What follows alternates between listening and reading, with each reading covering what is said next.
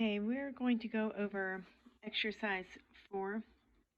There's a lot of diagrams in this little worksheet, so that's why I'm doing it this way instead of doing the document online. But this was assignment 3 for you guys, and the first thing you had to do was draw the diagram from the video. So you should have your enzyme with an active site, substrate, and then you should have had your products over here, and your enzyme would still have its original shape.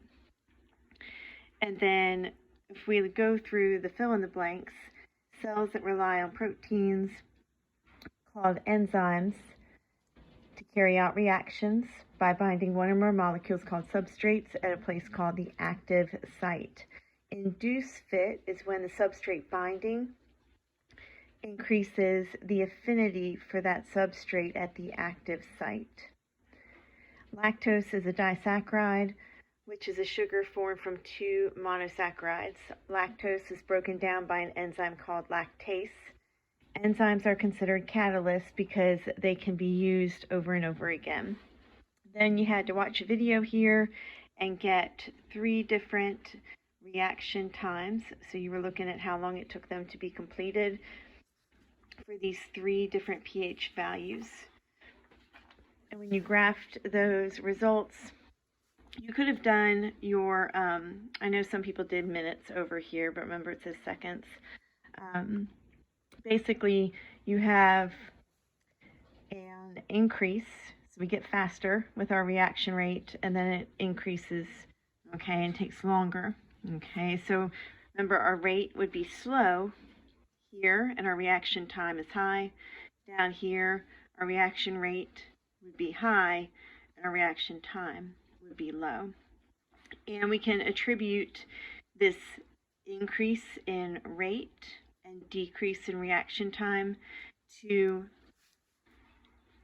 an optimal pH, okay, at 6.8. So we're getting closer to the optimal pH.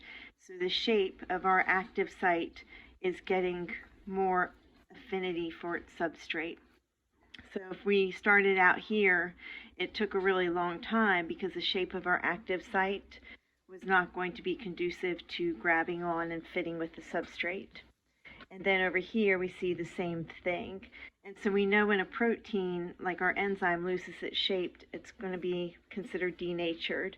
And so we still got our reaction done, but it took a lot longer because of the denaturation of that active site.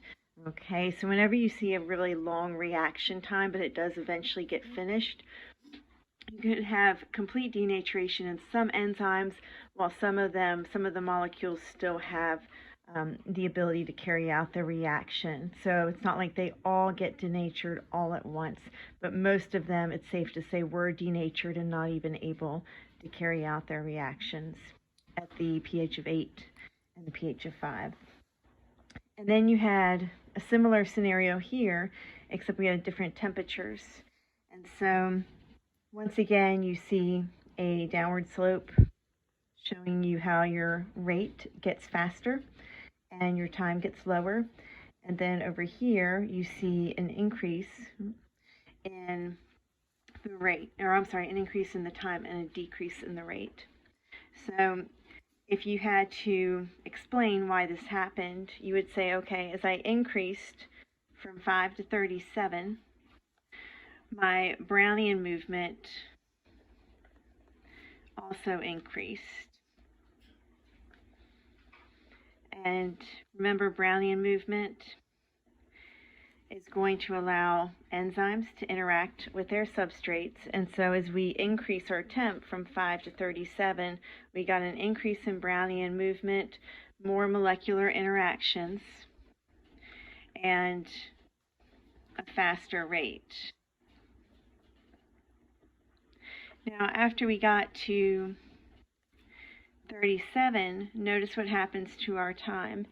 So we increase from 37 to 50, our reaction time goes up. Now, Brownian movement is still speeding up. It's going even faster here. So something else is going on to make us have this big jump in our reaction time. So it's going to take that much longer. And that would be your denaturation. So we've changed the shape of our enzyme, and it's not going to be able to carry out its reaction as efficiently. So those are the two things to take away from your temperature. It's all going to be the shape of your enzyme up here with the pH. Okay, that's all going to be the denaturation of your enzyme. But here we have to take into account both denaturation as well as an increase in Brownian movement and think about how that affects our molecular interactions. And then the third page, since enzymes belong to the protein group of organic compounds, they have a shape that can be affected by hydrogen ion concentration. Remember that pH is a measure of hydrogen ions and gets lower when there are more hydrogen ions. Every enzyme has a specific pH where the active site is the ideal shape for binding that enzyme-specific substrate. When deviating from the optimal pH of an enzyme, the shape of the active site may be changed enough that the enzyme can no longer carry out its biological function and is considered denatured. This denaturation or loss of shape and function is considered reversible. If the optimum pH is restored, the enzyme shape will also be restored. Now, the question in the box asks, based on what you know about the pH of human blood, which of the following would you expect to have the shortest reaction time? In other words, where would amylase be happiest? And so you could think which of these three, the 9.2, 4, or 6.8, is closest to 7.35 to 7.45. And a lot of people will put 4. I'm not sure why they do that, but 6.8 is actually going to be the pH that's closest to 7.35 to 7.45. The rate of an enzyme catalyzed reaction will increase when the temperature rises because of Brownian movement increasing, resulting in more molecular interactions.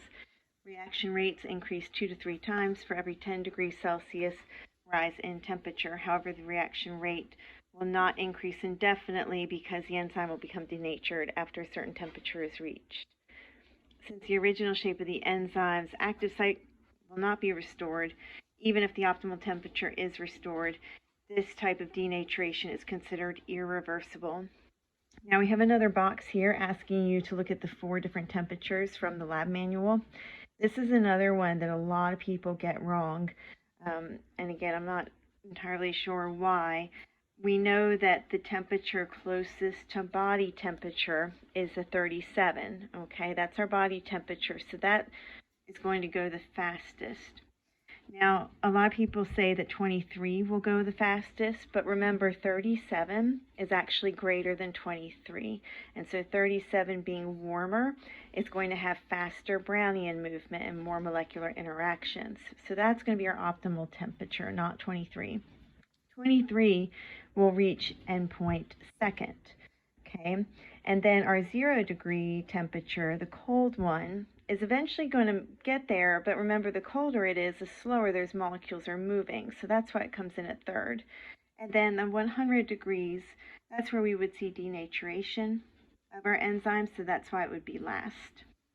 When observing amylase activity, we will determine when endpoint is reached by testing for the presence of starch. When starch combines with Lugol solution, a dark blue color appears. This indicates that starch is present and the reaction is still going.